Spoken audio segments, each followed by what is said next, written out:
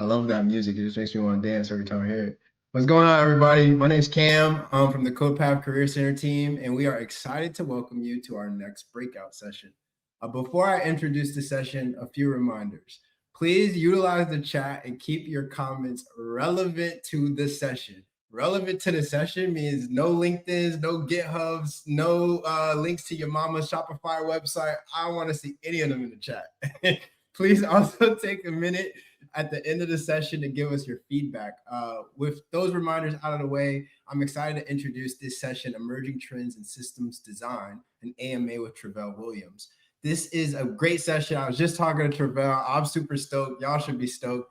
But if you're curious about how today's biggest systems are built or worried about emerging trends around tech interviewing, bring your questions to Travell Williams, a senior product manager at HackerRank, for a lively AMA on the trends shaping tech and the art of great systems design. We're going to have real talk, like very real talk, and practical insights with a focus on what's next in tech. A little bit about Travell. As a product manager at HackerRank, Travell productizes connections between the platform and applications across the internet. With experience across product and engineering, he focuses on creating value and solving real problems. He's currently based in Houston, Texas with his partner and enjoys roller skating, learning about solar technology, and working out. So please give a warm a round of applause or welcome to Travell Williams from HackerRank. Oh man, How you Cam, doing, Travell? Can you hear me? yeah. Thank you for that awesome introduction. No problem. Um, great. So if y'all are ready, I'm ready. Let's jump in. I think anytime I do a presentation, it's very important for me to establish credibility, and I like to share my story. Um, and I'm definitely gonna open up in the AMA if folks have questions about this.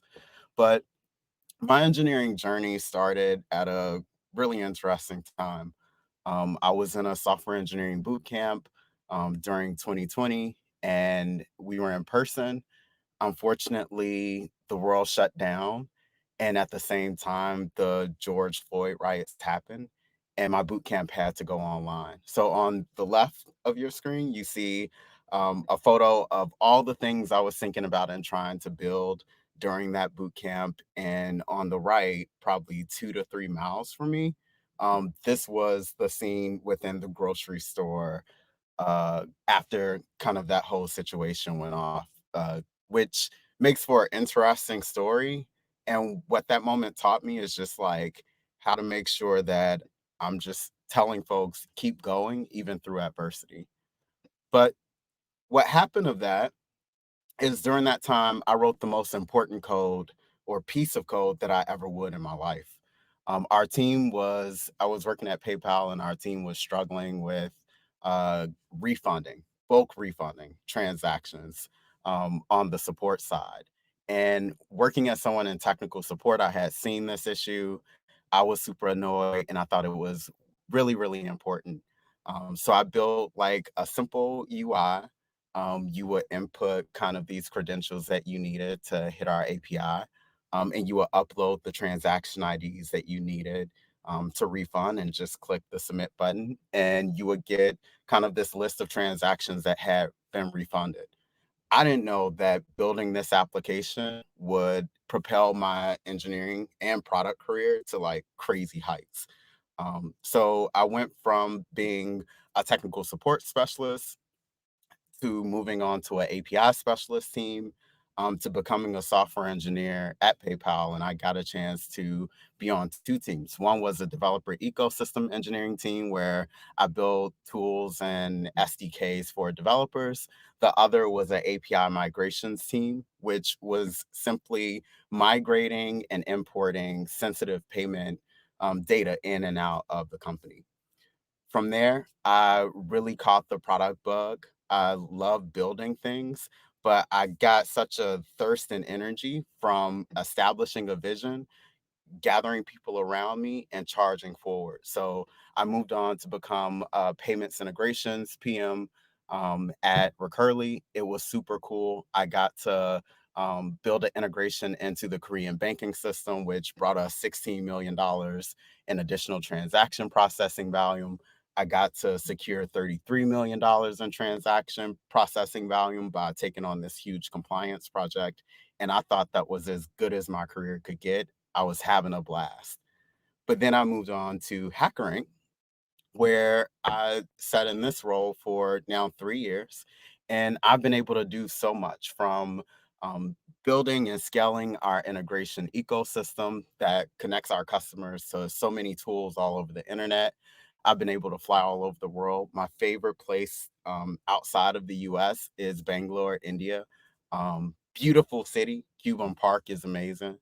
And I've been able to see how AI has reshaped the industry and be a part of that story for the developer community. So I want to kind of do this. Does this sound familiar to you all? And probably it may kind of resonate if you're going through this right now or in this kind of loop. So my guess, and I'm getting the sense that many of you are applying for jobs. And the process looks like you do the application, you talk to the recruiter or hiring manager, you take a technical skills assessment, you do all the applications, you talk to the hiring manager or recruiter, you take the technical skills assessment, do the application, you talk to the recruiter or hiring manager, you take the technical skills assessment, and you finally get the job. So, yeah, this probably looks familiar. Throw a one in a chat if this sounds like the journey that you're on right now. Cool, cool, cool, cool. I love that. And I bring this up because I think about this process all the time. We think about it a lot at HackerRank. And even though we're known for being the assessment platform or assessment vendor at the front end of the hiring process, especially during that technical assessment period, our big mission is to change the world to value skills over pedigree. And what that means is these factors like your zip code, the color of your skin, whether you're a man or a woman, should not take precedence over the actual skills that you have and the value that you can bring to the work that you're going to do in the future. And we want to ultimately build a world that matches every developer with the right job. So when you're taking a HackerRank assessment or CR logo, at the end of the day, this is our mission. And right now, we have 2.3 million unique candidates that we engage every single year. We have 2,500 customers. 15% of them are in the Fortune 500, and some of you probably are um, applying for roles that they have. And even bigger, we have 24 million developers in our community, just like you, who are skilling up on our platform, trying to get through to the next role and the next opportunity. Saying this is our platform. We have an ecosystem of connections. We have tons of products from that we do in the B2B space, but we also have the community product that I'll talk about a bit later. And so this is how I'm gonna run the flow of the session. I want to arm you all with data and talk about what we're seeing in the market, what we're seeing with developers applying to roles and jobs. And it should create discussion where we could also talk about ways you can approach applying, taking assessments intentionally, and then I want to talk about the next generation developer. So right now there's a really solid idea of what a software developer looks like. I want to talk about what the next generation of developers will look like once we all continue embracing AI. And then I want to jump into tools that we've built to help you prepare for interviews. And I finally want to open with a discussion AMA where you all could bombard me with feedback, questions. I want it to be a very lively chat. Um, and I think we're going to have a good time together. So put a 2 in the chat if this is an agenda you feel aligned with. I'm excited to dig in, and let's go. So the developers report is report that we do every single year. We do tons of research. We talk to so many developers. We talk to those 2,500 customers, and we take all of those inputs and provide the market and the industry at large with our insights and what we're seeing. So, one of the first insights that we see is even though tech hiring has come back, landing a job still feels impossible. um, Developers are like really frustrated by the layers of just hiring, and it just feels like there's friction. So you all probably are experiencing ghost jobs being posted that you're applying to, companies taking too long to respond, hiring processes feeling like they're a mess, doing 6, 7, 8 interviews after someone's confirmed like that, like, hey, you're the best person for the job. And in this, we also see that a lot of that hiring and the recovering seems to be favoring more towards senior talent.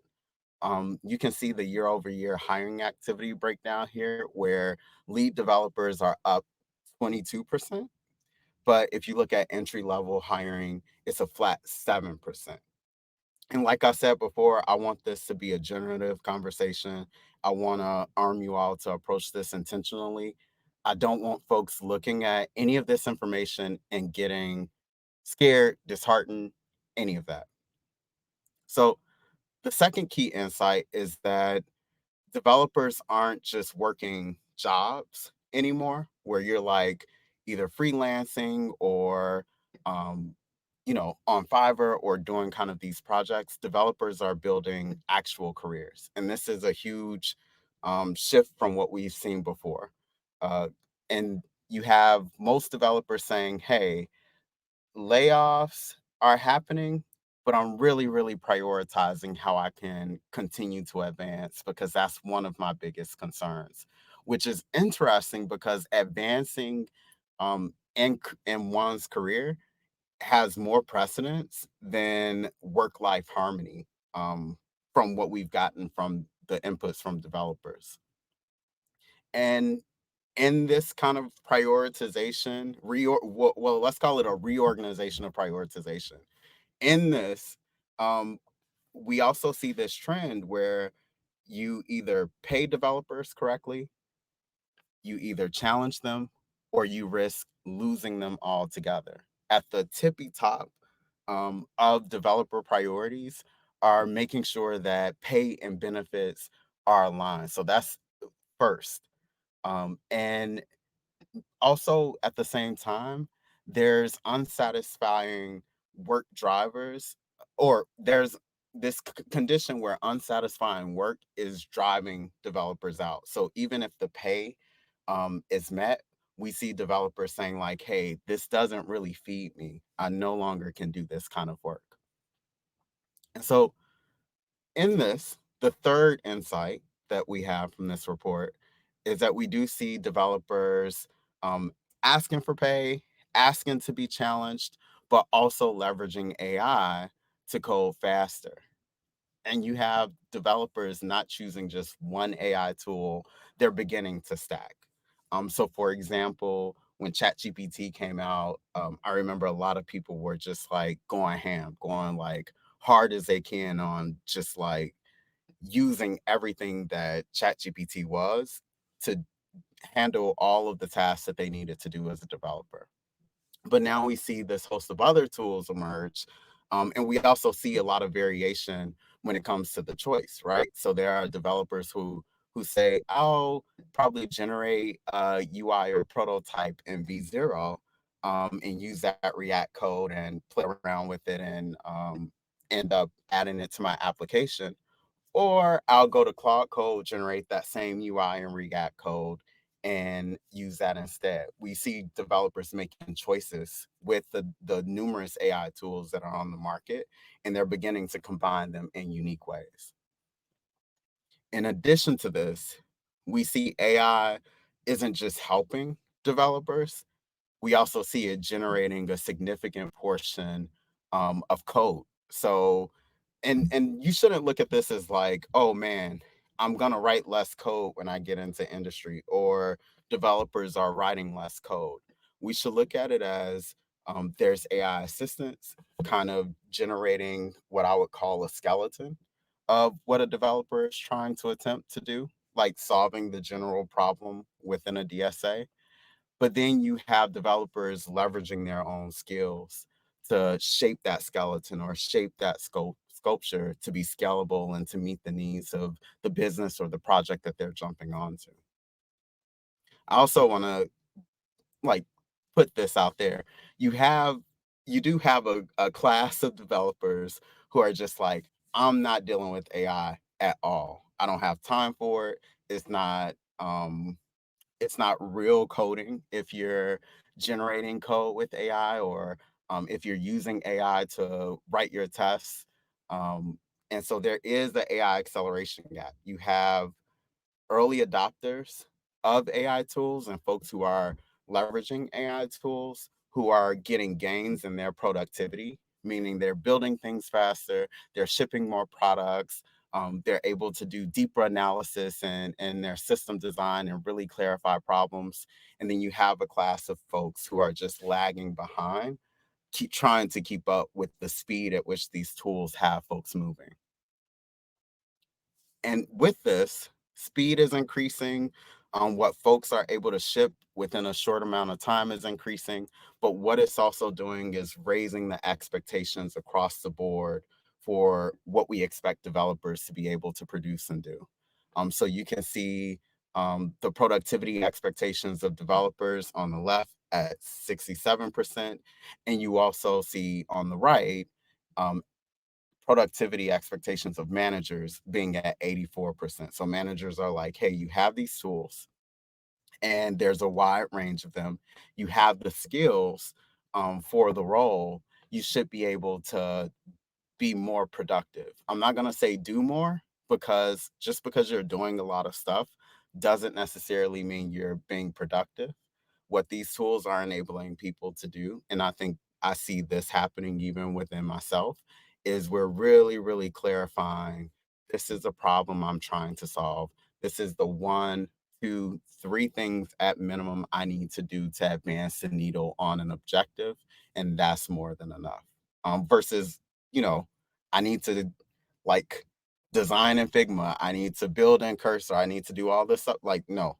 What productivity means here is that we're seeing people be able to accomplish more in a short amount of time, or add more value in a shorter amount of time. Excuse me. The fourth insight is those same, and I would think of those early adopters too in this. We see developers taking control of their learning.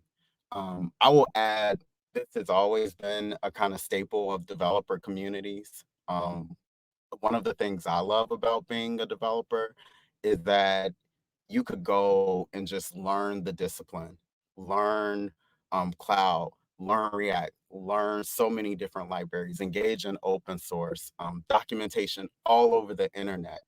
So it's already a community where we're really aggressive about learning and advancing. What we see is an acceleration in that. And developers are beginning to create and choose their own learning paths. So you can see 61% of developers without learning opportunities plan to leave.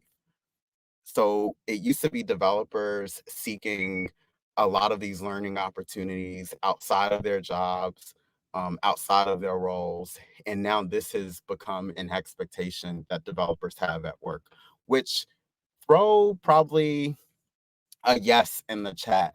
I'm curious about this. If you expect that your workplace or the company you end up working for or currently work for should be or will be a place of learning. I'm just really, really curious about this. Cool, cool.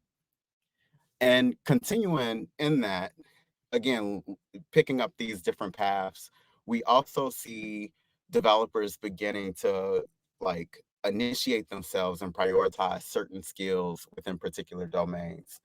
I keep saying React 75, you see 75% there with React, but Spring Boot, which some of you who've been computer science students, you probably encountered this in your Java class, probably like that second Java class, working with Spring Boot.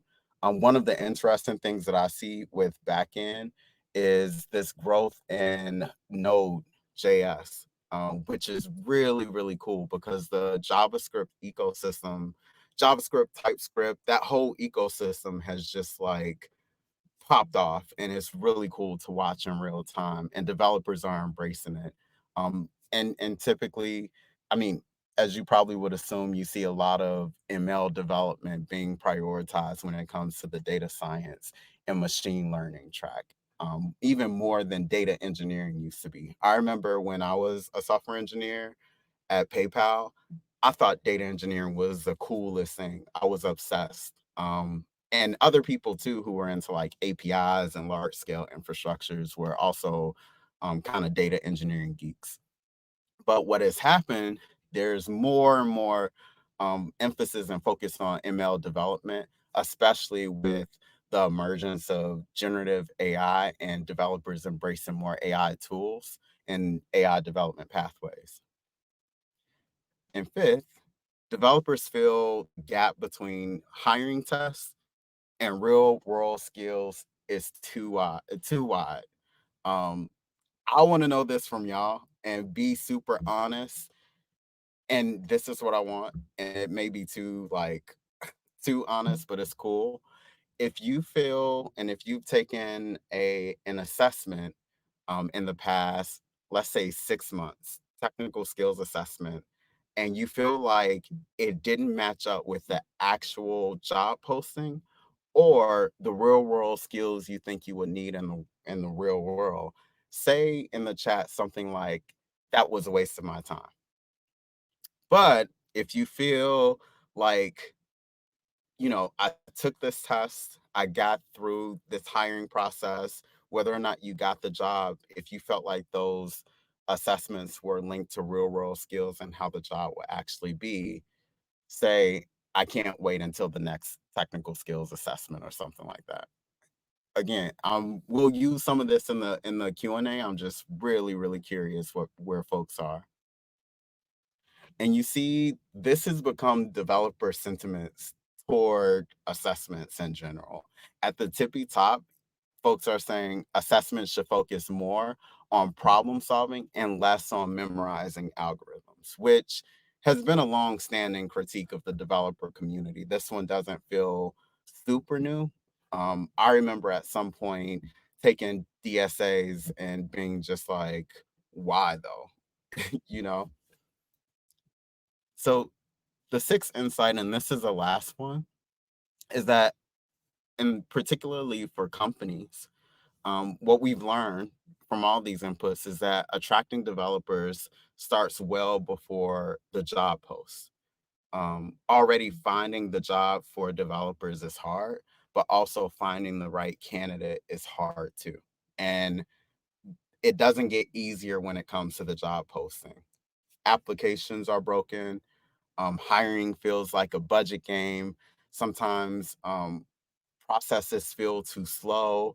It feels like tests maybe aren't measuring the right real world skills that folks should have. And the same pain that we get and sense from the developer community, we also sense and feel with a lot of our customers at the same time. So it's like everybody's in a state of pain right now and trying to figure this out.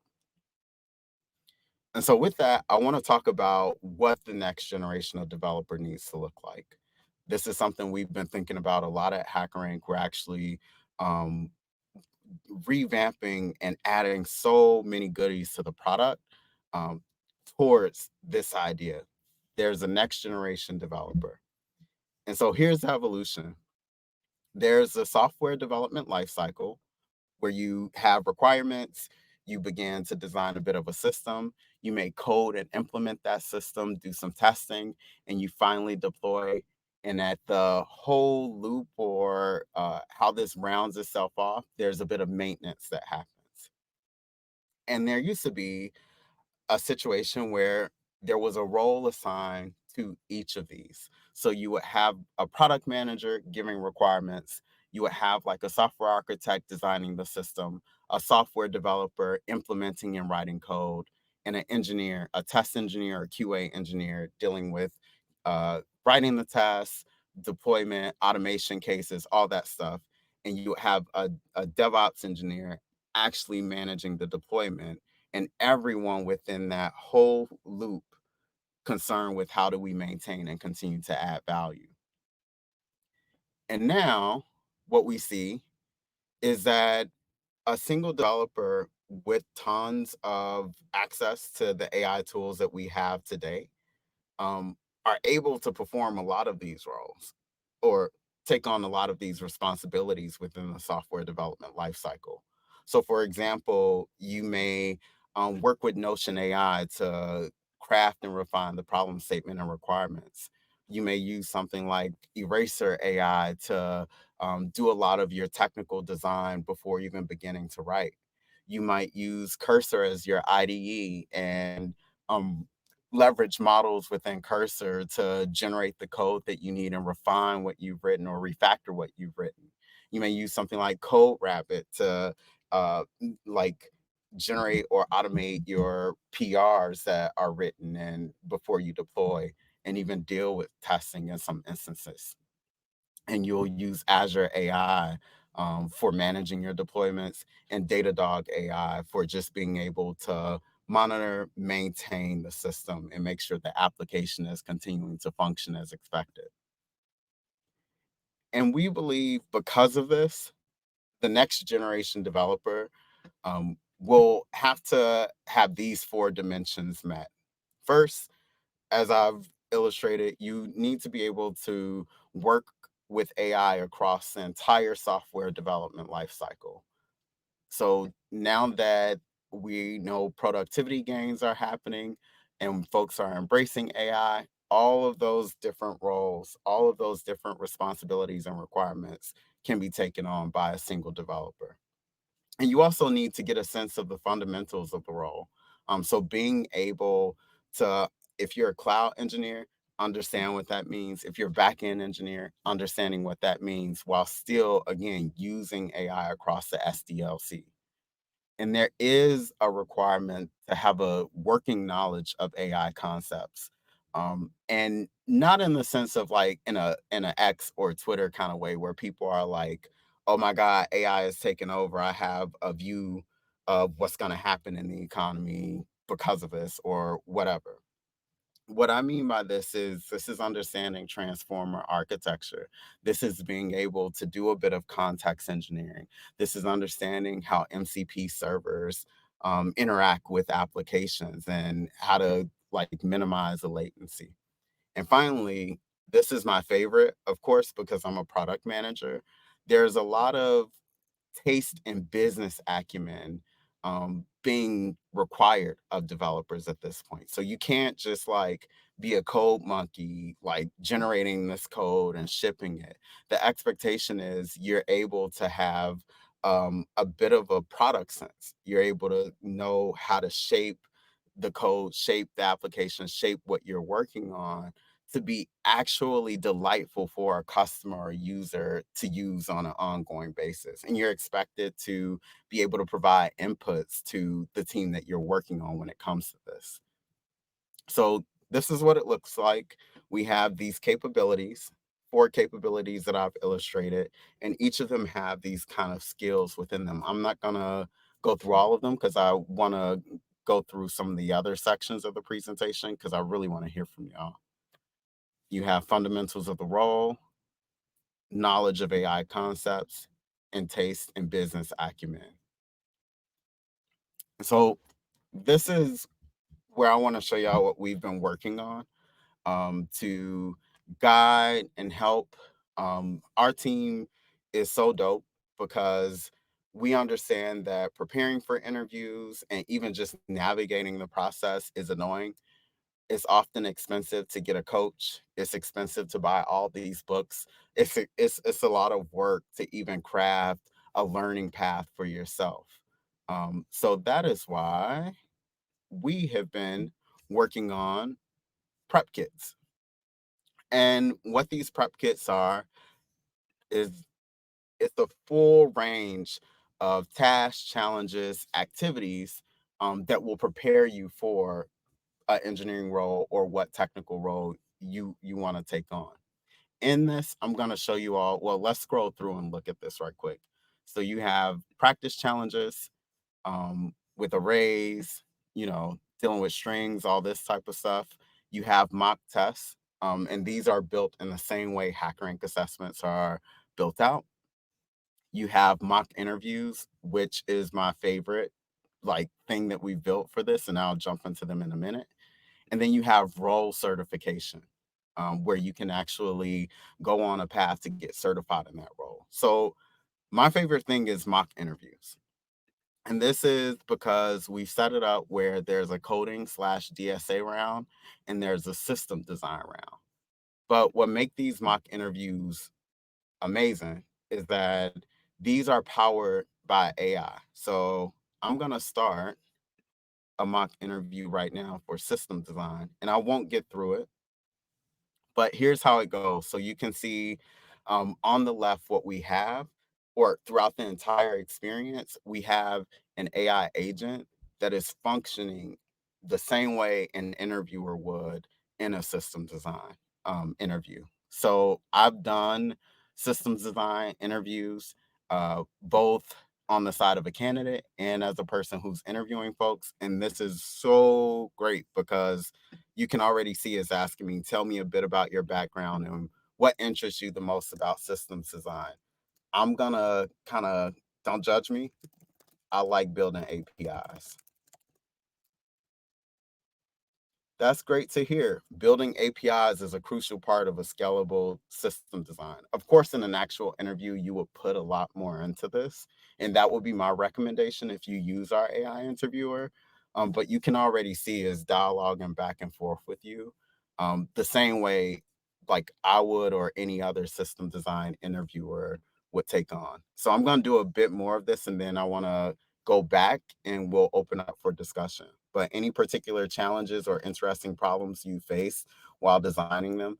Yes, there's always an authentication problem. There's always a problem with latency. Um, I've worked on payment and HR APIs. Cool, cool. Now it's going to continue to ask me different questions. It'll give me the prompt once I get through kind of going through this whole thread. And the cool part is once you end the interview, what it does is it generates feedback. So what the cool part is, it takes the inputs from the whiteboard, it takes the inputs from the chat, and you'll see it'll generate a summary of how I performed in all these different areas. So let's see how I did. Dang, I probably should have like went through the whole thing because a 0 out of 5 for someone with my background is a bit embarrassing. But you can see like scalability, fault tolerance, technical design, communication and collaboration, which this looks similar to the scorecard I've used at other jobs when interviewing candidates. So yeah, if you all are, I'm gonna stop sharing my screen. If you all are interested in checking this out, um, definitely go. I'll drop a link to our AI interviewer in the HackerRank community. It's free to create an account. I will also drop a link to our support team because if you're interested in the prep kits, um, definitely want to connect you with the product team that built it, and definitely want to make sure you all get access to it. So, okay, cool, cool. And this is where the presentation has ended. I want to open up and hear from y'all. Hey, Cam.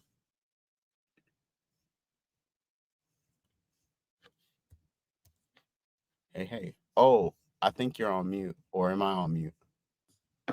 No, I was saying, I think that you were dropping gems. So thank you so much for all of that. Cool, cool, cool, cool. No worries. Awesome. So yeah, y'all, this is my favorite part actually of coming to the summit. Any questions? What are y'all thinking? What is top of mind? We got some great ones in the chat so far. The Oh, first cool, one, cool. upvotes count. The first one from Aisha was, how can student engineers effectively and quickly learn systems design? What are your favorite resources? Is it a topic you think is best learned on the job? Yeah. Okay. So this has changed over the years for me. Um, Here's what I'll say. The best book that I've read to help you with systems design interviews is a book called Web Scalability for Startups. And that book is so good because it considers web and mobile applications, which pretty much that's what most people in the industry are building. And it's an end-to-end kind of book. So it's not just like how you handle the UI, it's how you handle the back end. How do you handle situations where you got to process a lot of data and have low latency? How do you deal with security? How do you deal with scalability? And if they like there's a chapter on each of these. So that's the first thing that I would recommend. But being an engineer and having done this work for a while, I do think system design is best learned in the field. Mm, Like the more things you build and the more different things you build and the different kind of jobs you have will begin to shape a deeper understanding of systems. So for example, last year at HackerRank, my team took on a huge engineering challenge where we built a unified API. And if you don't know what that is, basically it's a piece of infrastructure that's supposed to process and connect with so many different applications over the internet and keep the data in sync. And it was one of the most difficult engineering challenges in my career, and also as a product manager. And a lot of what I know now about system design has changed because we really we went we ran into some weird stuff. It was just like it was given escape room the whole time. So so maybe if I like wrote a book, it would just like it would be different from that web scalability book, but that's where I would start. Nice. I also think I agree with you. Like, like learn by building, and like systems design is one of those things that like the more systems you build, the more you kind of recognize certain patterns and things like that. I would say and add Mhm, to what you're saying too, that like another great mhm. resource, especially on the cloud computing side, like AWS or GCP, have a lot of great resources on like just the overarching cloud infrastructure. So you can learn about like the networking going on behind the scenes, and what are the sorts of tools that you use in a cloud computing environment are the same no matter who the vendor is, they just have different names. Yes. So Yeah. spending some time on those sites and reading some white papers on that could be a great use of time as well for entry level for person. Yes. um, I love that. Another question for you. Seeing that entry level roles are not increasing hiring rates and some companies do not even seek entry level developers, do you have any advice or resources for new grads in the current market? Yeah. I would I mean, I would do it this way if I had to enter into like the industry at this point. I would not center myself on explicitly having a software engineering role.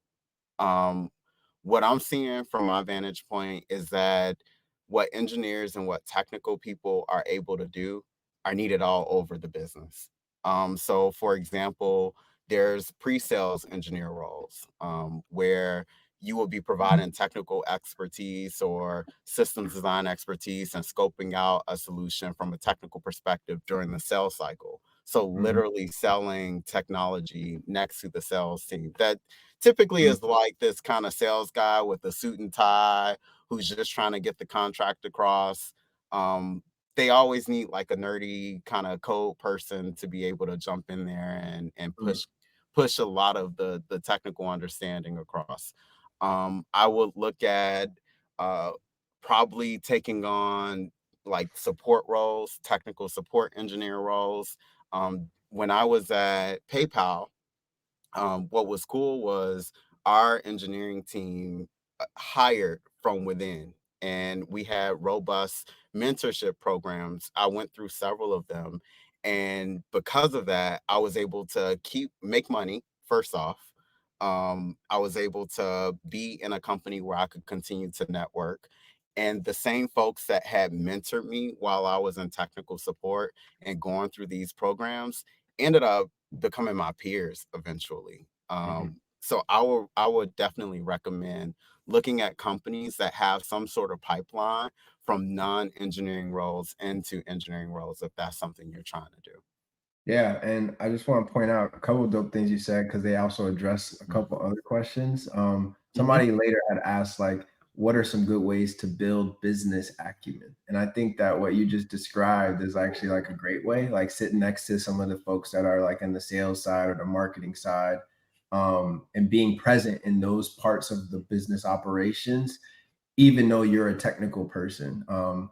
And mhm. then the second thing, because I'll let you respond to that, 'cause I'm sure that that triggers No, some you thoughts good. too, but also you started talking a little bit about like what you would do if you were to restart your career, and one of the Mhm, next questions was about if you could restart your career in product management, how would you navigate the market? Because you also mentioned earlier when you talked about your experience, you made a pivot from software engineering to product management. So mhm, one, I guess maybe you could ask like, what made you decide to really make that switch and go from software engineering to product?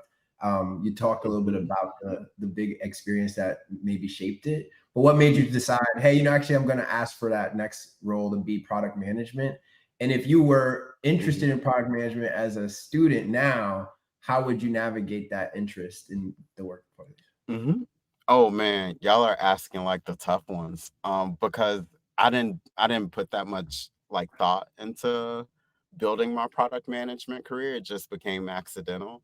But the way I would navigate the market, I would not wanna go into a product management role right out of school, especially in this atmosphere, because the expectation of product managers at this point has gone beyond you just kinda just building the product. You are running the full gamut. So for example, let's just say my job at HackerRank, I do a lot of work with the sales team. I'm like writing documentation. I am doing the go to market. I'm working as my own data analyst in some instance. I'm with the engineering team. I'm with designers. And what has allowed me to be able to be flexible and versatile enough to perform and be a part of all those functions is because I have had so much experience before this. So I've worked in support, I've worked in engineering, I've even worked in banking before this, and I've been a data analyst. So I would focus on this. I wouldn't align myself to a specific role. I would say there's specific challenges and problems I want to take on and make a part of my career. So at the beginning of my career, I actually was just like dead set on being like there should just be no poor people in the world. How can we solve the issue of poverty? How can we like build solid economies for people? And that's what led me into banking and then American Express and then PayPal. And Mm, once I got in and I learned that that interest in those challenges could, like, I could be a fraud analyst taking on that problem. I could be a product manager taking on that problem. I could be an engineer working on that problem. And I realized that's not really what I cared about as a problem I wanted to solve. And then I found a new problem I wanted to solve. So if you want to be a product manager, that's what I would do. I would get like a robust kind of set of experiences across the mm, gamut so you can actually be able to do the job and not come in and fumble trying to ship things. And then I would get dead set on what kinds of problems and challenges just like light my fire. So mm, the stuff I showed y'all, I'm like, I like to smoke hookah in Houston. I'm like at hookah at 1 a.m. talking to people about like APIs and infrastructure and scaling careers for developers and stuff like that. So if it's not a thing you want to talk about at 2 a.m., I don't think you should build a career around it. wow. Yeah, Man, you dropping bars. That Mhm. also answered a couple other questions that were in the chat. Oh man. You know what I'm saying? I'm trying to weave them up. Hopefully I'm doing a good job of weaving them I together. think you are. I think you are. Somebody had asked about like, you know, like what your advice would be for people with not a lot of experience. And I agree with what you said. Like, you know, try to align to problems that you're interested in and take your Mhm. career like more broadly in the direction of, hey, you know, I'm starting my career trying to explore, solve this problem that I'm interested in, you know, tackling. And I'm curious enough about it that I'm willing to like do this research or spend time, you know, talking to people about it long term, et cetera. Mhm. I think that was great advice. Thank you. One other question that came up, let's take it back to the systems design portion of stuff, right? Yeah. Um, how are y'all seeing AI affecting systems design? Like in terms of like, I guess both in the ways in which it's being utilized to solve systems design problems, but it also Mhm. maybe like how AI is now a part of a new system, right? Like in your API now that y'all are Mm. building this interview support bot, right? You have some API reaching out to some AI model doing some work on the Yeah. side too. So maybe talk to us a little bit about what you're seeing both from the trend of like systems design questions and interviews and things like that, Mhm. or AI interviewing, and then also like systems now relying on AI. Like, what are some trends maybe y'all have noticed? Mhm. So what I've seen is this systems design used to be about predictable outputs, right? If I build these components, if I build this infrastructure in a particular kind of way, I can expect a system to perform as expected. Especially if you add like monitoring, alerting, you can always identify like this is the reason why a system is underperforming, or this was what's needed to scale it, or these are the bottlenecks, and make the adjustment to get the outputs that you need. But that's not how transformer architecture works at all. um I was so like, I kind of was confused because like there's all these people who like have PhDs in artificial intelligence and all this stuff that aren't able to explain why we get the outputs that we get from LLMs. And I think that's become a huge part of integrating LLMs into systems, Mm, that they do have these unpredictable outputs. And mm, I don't know if you all like follow Open AI, but what they have is a whole framework for what's called evals, performing evaluations on like the prompts you provide, the outputs you get, and all this other stuff. What I've seen is evals become more a part of the work that I do, and it's something that I look at alongside the traditional work of building and scaling a system. So mhm. that's one end of it. But then I want to address kind of in my domain specifically, I specialize in application programming interfaces. And I think we're moving to a moment where like everybody's beginning to align around this concept of model context protocol. So MCP servers. People call this like calling tools or whatever language you want to give it. But that's been the other thing I've seen, just like more towards connectors being a part of products, and AI models or AI experiences that are being able to call other applications and AIs um, from all over the place. So those are the two kind of trends I see, and the big kind of things with systems. Yeah, that makes a lot of sense. Mhm. And I feel like the best practices for AI development are being made right now. So it's like the time now to learn it because you're just experimenting and everyone's learning for the first time. But best practices are being established now, which is an exciting time to join any technology when it's in the middle of figuring out some of those things. One question for you about the AI to keep it on that trend is Mhm. based on like what you're seeing, one, like we're talking to employers who are doing who are working with HackerRank and like, you know, trying to do assessments of engineers.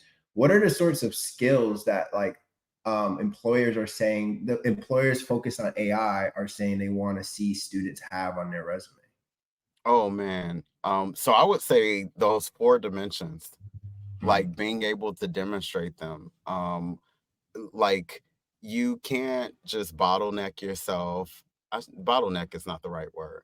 You shouldn't pigeonhole yourself into just saying, I'm just a software architect anymore. I'm beginning to see the expectation that you're able to work across the entire software development life cycle.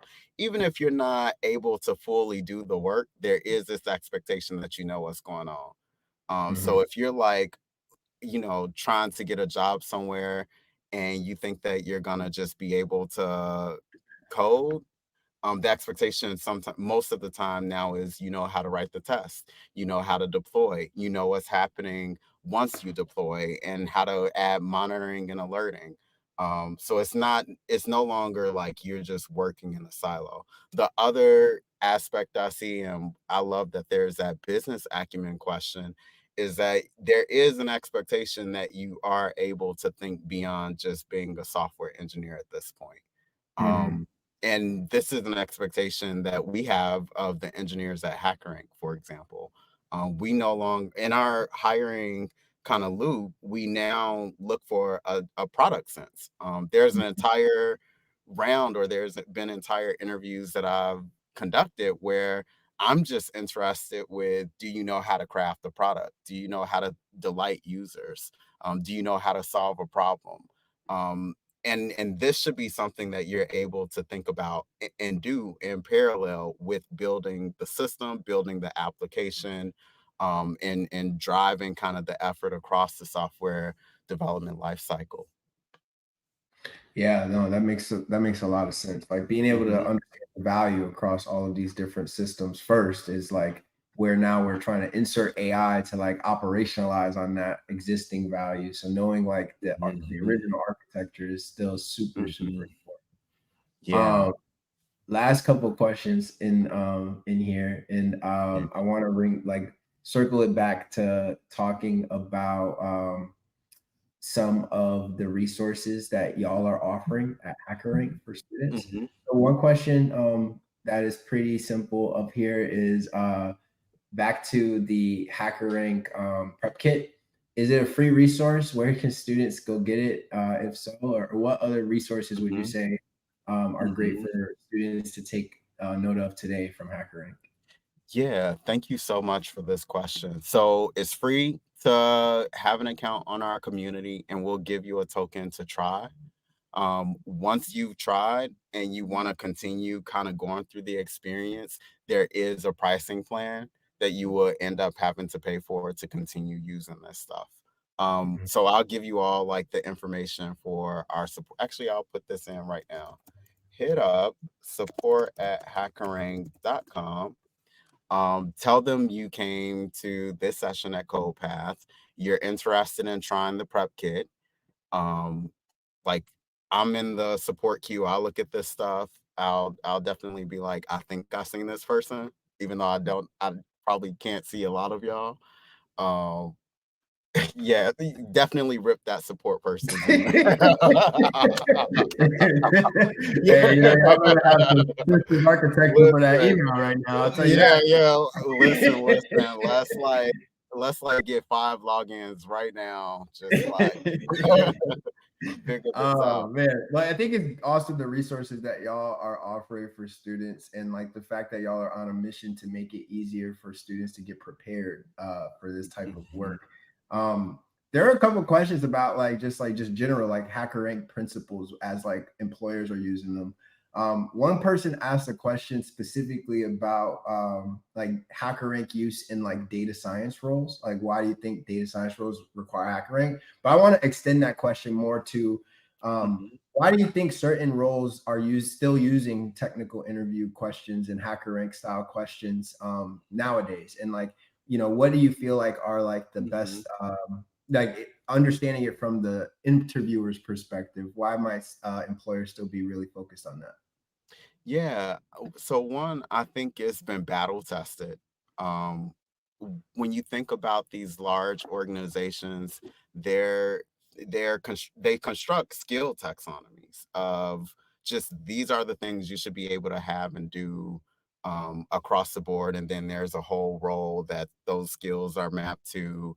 And then it's a huge effort to find a platform that can speak that language, that can facilitate a process, and that can make it kind of even on both ends for employers and developers alike.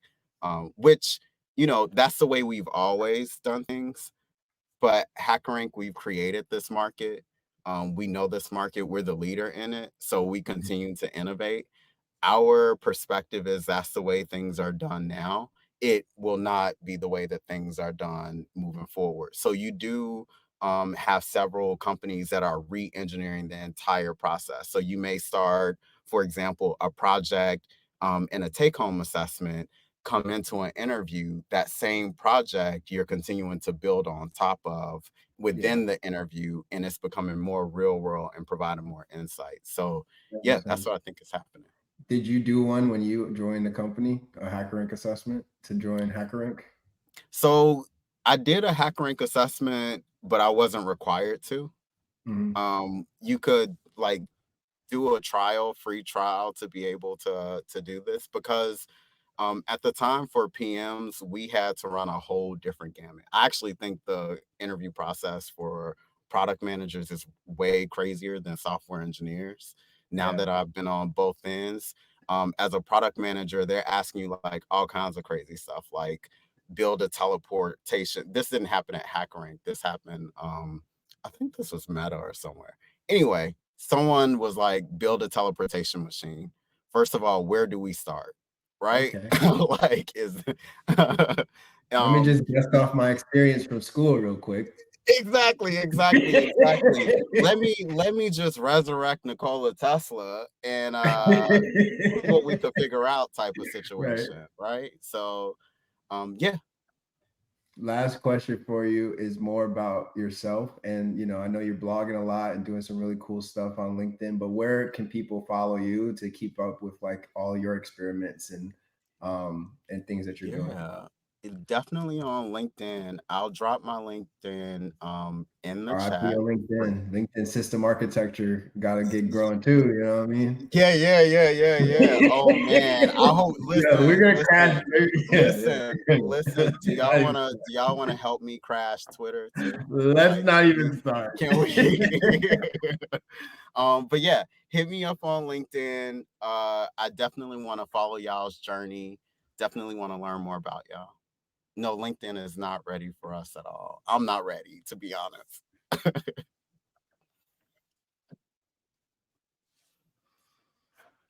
All right. Well, with that, I think we're right about ready to close. Can y'all get up for Travell? I mean, just all Thank these y'all. nuggets of wisdom. I really appreciate you for taking the time to be here for Yeah, us today, bro. yeah. And Thank you all. hey, y'all, we've reached the end of the session. We'd like to thank Travell and HackerRank for this engaging presentation and discussion.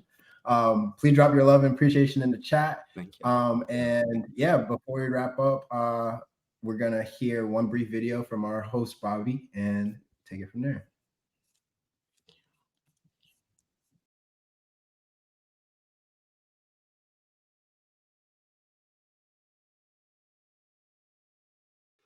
I know. We're getting to the end of the summit. Emoji tear eye face. I feel it. But guess what? I'm more than excited and happy that you all have gotten to the end of our event here because let me tell you one thing. It's one for the books, and I hope you have a chance to see everything. But if not, I got some information that'll help you. So, this brings us to the end of the 2025 CodePath Emerging Engineers Summit. We want to say thank you for attending, for learning, connecting, and engaging with us across these past 3 days. We hoped you enjoyed it. We like to extend a special thank you to our EES sponsors, which includes Base 10, Bill, GitHub, Microsoft, Pluralsight, PwC, ServiceNow, Snowflake, and ZS. Also, a big thank you to all the companies who joined us across the week, sharing their knowledge, expert advice, and opportunities with our attendees. We hope you got a chance to connect with them and learn about the opportunities. Now, don't forget, all sessions have been recorded and will be shared via YouTube, and I hope you all look out for that link.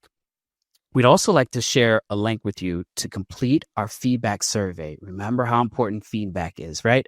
And your resume will also be added to the EES 2025 official resume book, which we'll share with all companies who took part.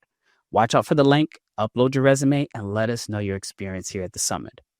We hope you enjoy and leave feeling inspired with new connections and access to opportunities that will help you achieve your goals. Until next year, I'll see you soon. Holla at your boy is Bobby B.